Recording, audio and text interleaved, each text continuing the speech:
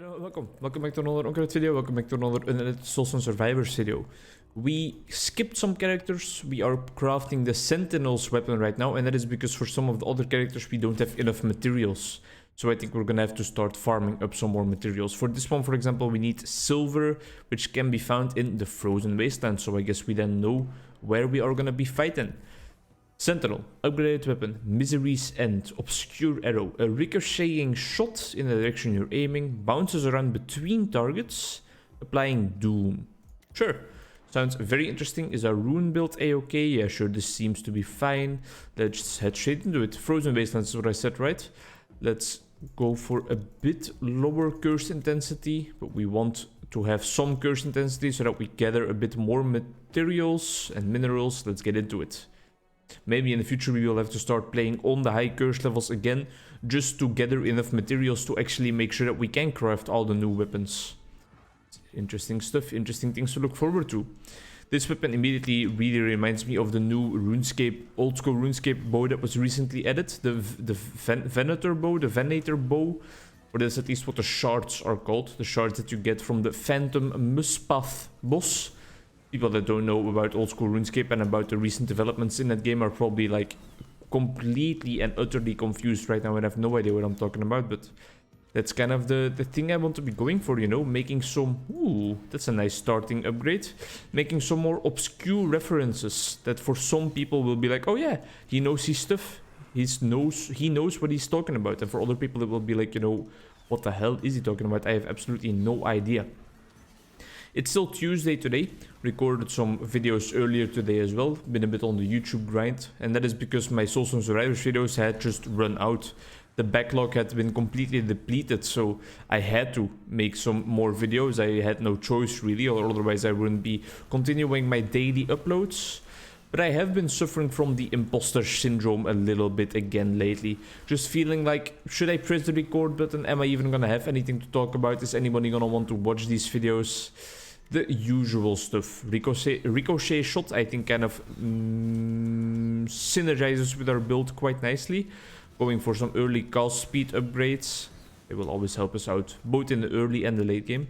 Lethality, some critical strikes is definitely also going to be helpful, and let's try and get rid of some of these towers. Everybody in every profession they practice, in every hobby they practice, in everything they do, I presume everybody has like some imposter syndrome in some way, shape or form on some occasions. It's a symptom, it's a subject rather. We have talked about a bunch on the Onkruid channel already because I suffer from it regularly. It's something I have come to terms with. I've lived to accept Void Trap. Permanent trap that pulls enemies in a large area towards its position. Sounds interesting, not for the type of build that we're going for today. I took Chromatic Bolt because one of my viewers, I think his name is Patrick, but I'm not sure, I'm sorry if I misremembered your first name, is always commenting about this ability and how it is one of the most overpowered abilities in the game. So we will definitely try to pick it up a bit more often. And yeah, this video is I think going to be all about moving around to collect more materials. But yeah, imposter syndrome, yet another video where the subject comes up. I don't really know what triggered it right now. Split shot seems interesting. Whenever I want to press that record button, I immediately think of like, but I'm not gonna have anything to talk about that's interesting, and I'm just gonna sit there in silence or talk about the game again, or, as is the case right now, just repeat myself over and over. Talk about subjects I have already talked about. And for some reason in my head, that is like the greatest sin known to mankind. I realize also that when my girlfriend does it, or when anybody in my surroundings does it, like talk about something they have talked about already, I can sometimes react in a really, really not fun manner, in an unappreciative manner. Just immediately being like, yeah, you already told me, you don't have to tell me again. I don't know where it comes from. It's kind of this deeply rooted desire, I think, to keep on learning about new stuff and always only hearing new information instead of regurgitating information that is already known to me. And I think that's really a curse that I have been dealing with for my entire life. It's also one of the factors why practicing for quizzes is sometimes hard for me, because I want to like go over to the next subject immediately instead of really learning one subject first and making sure that I actually know everything there is to know. Debilitating Plague is a bit better in that context right there. I think it's kind of influenced by how our generation has been shaped by now. I think it's also influenced by my own tendencies online, of course. Not that I am such an avid TikTok user, because that's the app that's making everybody suffer from ADHD symptoms lately, like short span of attention, everything has to go fast. I don't think that's necessarily the case with me, because I don't watch a lot of TikTok at all. But I think definitely my YouTube use and how I watch YouTube videos. If you don't know, if you're new to the Onkruid channel, because I have talked about this as well a lot of times, I watch most videos, almost all videos on times 2 speed. Except when I'm listening to a podcast or something while falling asleep, or listening to Northern Lion's React Chord videos, or any type of Northern Lion video for that matter. His voice puts me to sleep, not because it's boring, but because it's just soothing and I conditioned myself to fall asleep with his voice. I almost put everything on times 2. And I think that has definitely contributed to this idea in my mind of like everything needs to be new. All the information that is to be gathered needs to be gathered quickly. I need to have new information available to me at every single second, at every single step of the way. And that kind of impedes repetition a little bit, and it makes it hard. It makes it hard for me to also sometimes in sessions with clients, I'm a clinical psychologist, in sessions with clients be like, oh yeah, you talked about this already, or rather to not say that, to just accept that that person is talking about it again and realize that that probably means that it's an important topic for them. Most of the time my clients realize this myself and they say like, oh yeah, I've talked about this already, that's right. And then I can show, they show me some appreciation for showing them that I remembered that they talked about it already. So most of the time I have pleasant experiences related to that specific example. But there are definitely gonna be clients in the future, especially when I'm gonna start actually treating like some elderly people that keep on telling the same stories over and over again. And I'm definitely gonna have to learn to cope with that, learn to deal with that. Because repetition is not something bad. With my girlfriend especially, it's prominent, it catches my eye. I notice it a lot that whenever she says something that she has said before, I get a little irritated, a little agitated, and I realize that that might be extremely annoying for her, because she just wants to tell a little story. Even if she has told it already, she wants to relive the experience it again. But something in my mind kind of impedes me of enjoying that. Immediately I'm like, yeah, you told me already, I know. And then when she keeps on talking about it, I'm like, I know, you told me already, you don't have to repeat it. And I can imagine that that must be quite difficult for her. It's just one of those little quirks that I'm aware of it, right? At least I see the faults, the errors in my own ways already. That's something. There are some other people I can immediately imagine that are like, no, I'm never doing anything wrong. That other person should just know that that is one of my quirks and she should never repeat herself.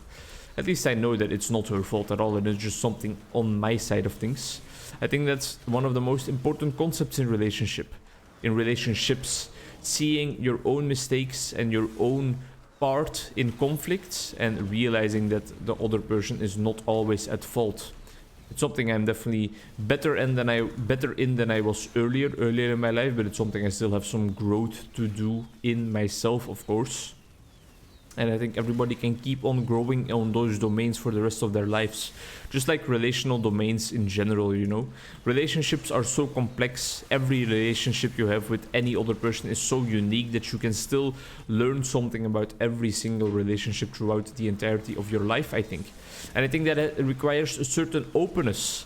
And definitely also a certain openness towards your own faults, your own errors, your own downsides, the own points of your life that make you a bit less fun to be around, that make you an annoying person, that makes you a difficult person. You need to be attentive to those things and pay attention to when they come up and what you can learn from them. From me, for example, I know that it is kind of resemblant of or a symbol of my desire to learn quickly, to learn only new things, and to stuff my mind with new information, because only then do I feel like I am doing something productive with my head. Whereas for a whole bunch of other people, regurgitating information, repeating information is very much valuable. And just ranting ranting about the same topic even though they have ranted about it 20 times to me already. For some people that keeps being valuable for them, they keep finding value in it. Learn to accept that. It's one thing, right? It's one thing to be aware of those little quirks you have, of those little maybe a bit more negative behaviors, negative patterns. It's all about patterns, of course. Negative patterns in your own mind, or especially in your interaction with others. Being aware of them is one thing, then trying to change them, that's a whole nother thing. And I don't feel like I need to necessarily like completely change my personality just because I have that one thing, but there's definitely some other things about me that I would like to change as well. What other things are there about me that I would like to change? That imposter syndrome that we opened up the episode with, I think that's definitely something I would love to change. I would love to just be confident about everything I do, especially because most of the time the things that I have to do that I feel imposter syndrome for are things that I am just capable of doing.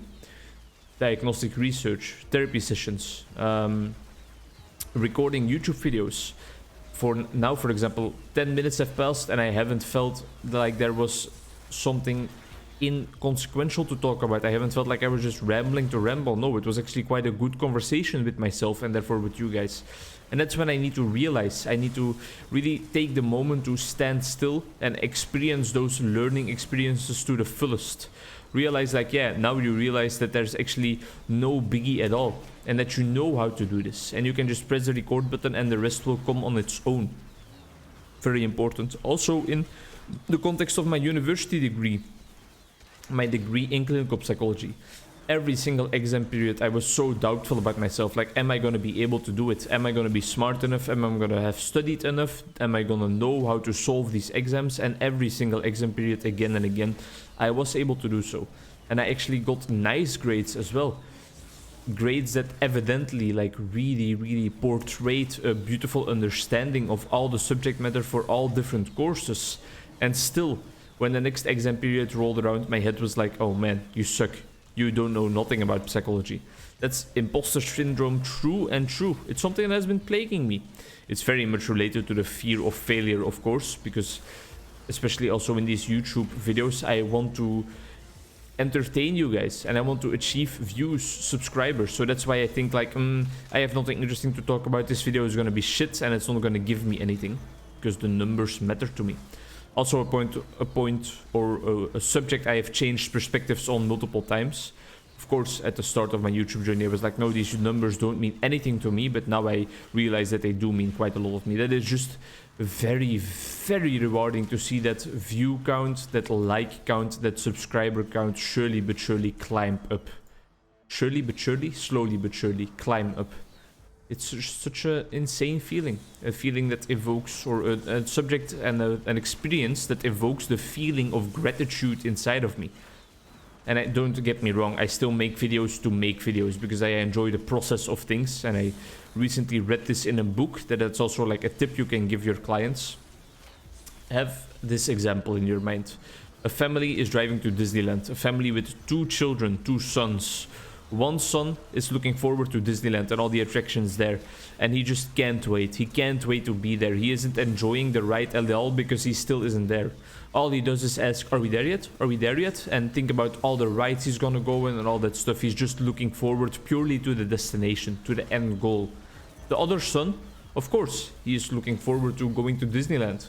He is looking forward to watching Minnie Mouse, Mickey Mouse, Donald Duck, meeting Goofy, all his greatest friends. He wants to be there. He wants to go on all the rides. He wants to wait in line for 4 hours and then have 10 seconds of pleasure, which is also the experience or my sexual life in detail. Wow, that joke. All right, let's try again.